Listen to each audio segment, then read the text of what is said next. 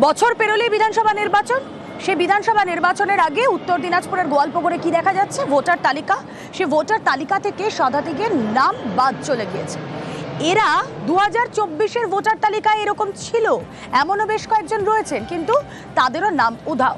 এ নিয়ে রাজনৈতিক তরজা শুরু হয়েছে, কিন্তু কি কারণে ভোটার তালিকা থেকে শতাধিকের নাম উধাও হয়ে গেল জানবো। প্রতিনিধি চঞ্চল রয়েছেন সঙ্গে। চঞ্চল,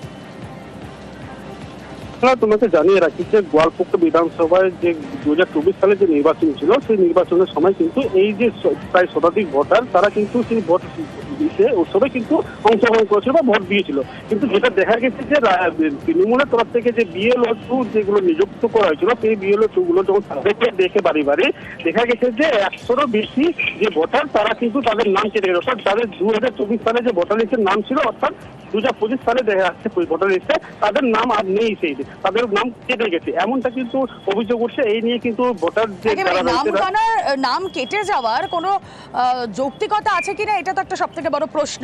বিজেপির বিরুদ্ধে চক্রান্তের অভিযোগ করছে তৃণমূল। ভোটার তালিকা সংশোধন রাজ্যের দায়িত্ব, পাল্টা দিচ্ছে বিজেপি। কি অভিযোগ? নাম কাটে গেছে ভোটার লিস্টে, 2024-এ ভোট দিয়েছিল আর এখানে নাম কাটে গেছে। কি করে বুঝলেন? ইনকোয়ারি গেছিল, ইনকোয়ারিতে দেখা যাচ্ছে নাম নাই। কি চাইছেন এখন?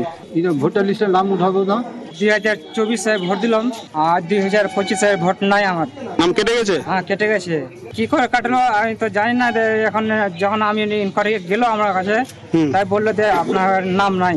আমি এখানে আসছি, বেলার কাছে আসছি, এখানে বলবে আসছি, বললো যে আমাকে হয়ে যাবে।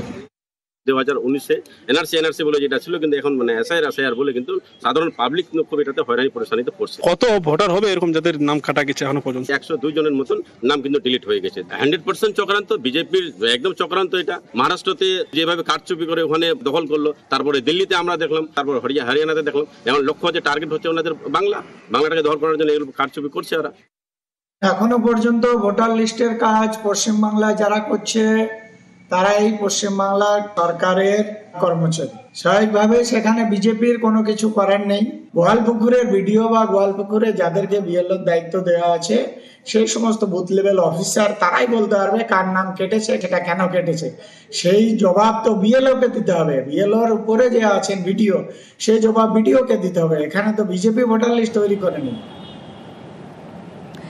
একদিকে আপনাদেরকে দেখালাম ভোটার তালিকা থেকে উত্তর দিনাজপুরের শতাধিকের নাম বাদ, অন্যদিকে ভারতের ভোটার তালিকায় পাক নাগরিক। অবাক হচ্ছেন না? এমনই ঘটেছে উত্তর 24 পরগনার নৈহাটিতে, আর তারপরে শোরগোল পড়ে গিয়েছে।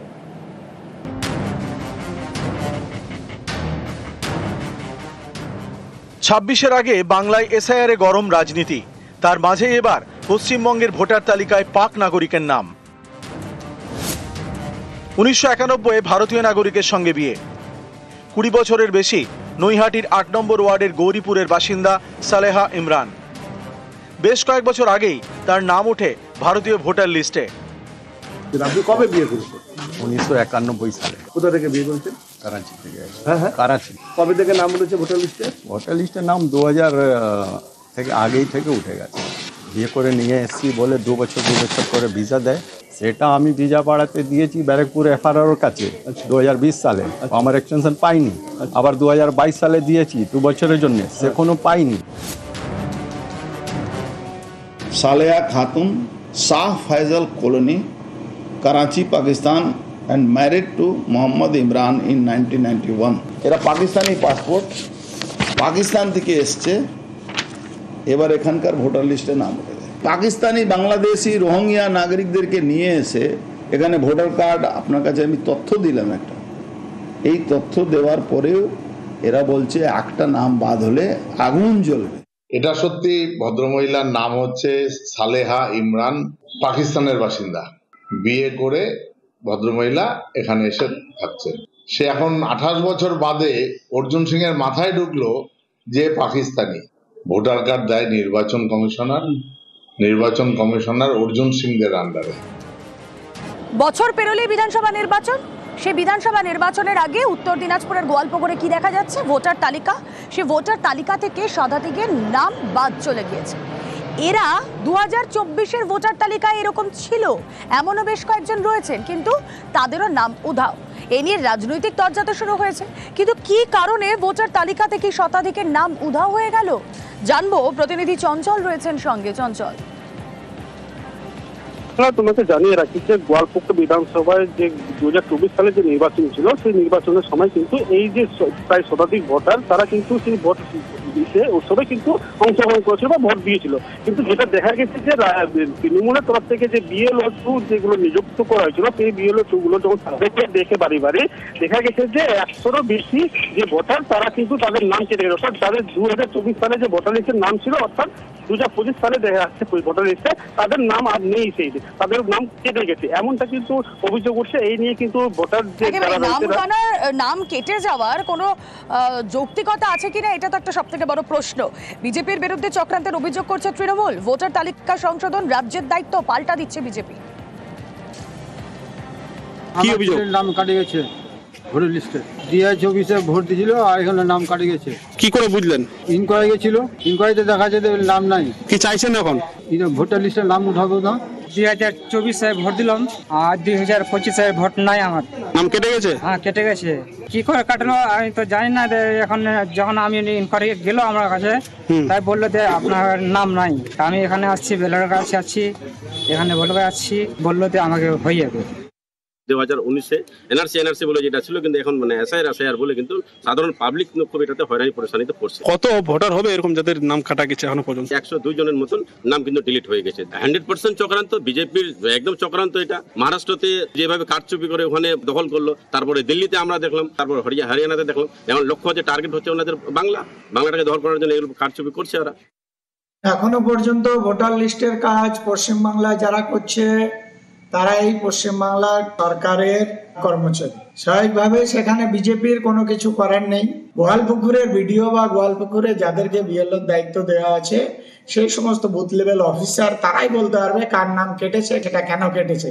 সেই জবাব তো বিএলওকে দিতে হবে। বিএলওর উপরে যে আছেন ভিডিও, সেই জবাব ভিডিওকে দিতে হবে। এখানে তো বিজেপি ভোটার লিস্ট তৈরি করেনি।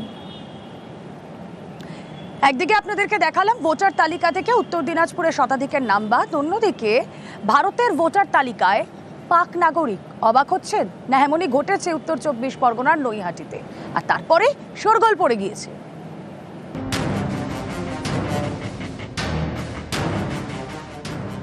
26-এর আগে বাংলায় এসআইআর-এ গরম রাজনীতি, তার মাঝে এবার পশ্চিমবঙ্গের ভোটার তালিকায় পাক নাগরিকের নাম। 1991-এ ভারতীয় নাগরিকের সঙ্গে বিয়ে। 20 বছরের বেশি নৈহাটির 8 নম্বর ওয়ার্ডের গৌরীপুরের বাসিন্দা সালেহা ইমরান। বেশ কয়েক বছর আগেই তার নাম ওঠে ভারতীয় ভোটার লিস্টে। আপনি কবে বিয়ে করেছেন? 1991 সালে। কোথা থেকে বিয়ে করেছেন? করাচি থেকে। হ্যাঁ, করাচি। কবে থেকে নাম উঠেছে ভোটার লিস্টে? ভোটার লিস্টের নাম 2000 থেকে আগেই থেকে উঠে গেছে। বিয়ে করে নিয়ে এসছি বলে 2 বছর করে ভিসা দেয়। সেটা আমি ভিসা বাড়াতে দিয়েছি ব্যারাকপুর এফআরআর কাছে 2020 সালে, আমার এক্সটেনশন পাইনি। আবার 2022 সালে দিয়েছি 2 বছরের জন্য, সেখানেও পাইনি। Saleha Khatoon Shah Faisal colony Karachi Pakistan and married to Mohammad Imran in 1991 এরা পাকিস্তানি পাসপোর্ট, পাকিস্তান থেকে এসছে, এবার এখানকার ভোটার লিস্টে নাম উঠে যায়। পাকিস্তানি বাংলাদেশি রোহিঙ্গা নাগরিকদেরকে নিয়ে এসে এখানে ভোটার কার্ড, আপনার কাছে আমি তথ্য দিলাম একটা, এই তথ্য দেওয়ার পরেও এরা বলছে একটা নাম বাদ হলে আগুন জ্বলবে। এটা সত্যি। ভদ্রমহিলার নাম হচ্ছে সালেহা ইমরান, পাকিস্তানের বাসিন্দা। বিয়ে করে ভদ্রমহিলা এখানে এসে থাকছে। সে এখন 28 বছর বাদে অর্জুন সিং এর মাথায় ঢুকলো যে পাকিস্তানি। ভোটার কার্ড দেয় নির্বাচন কমিশনার অর্জুন সিংদের আন্ডারে।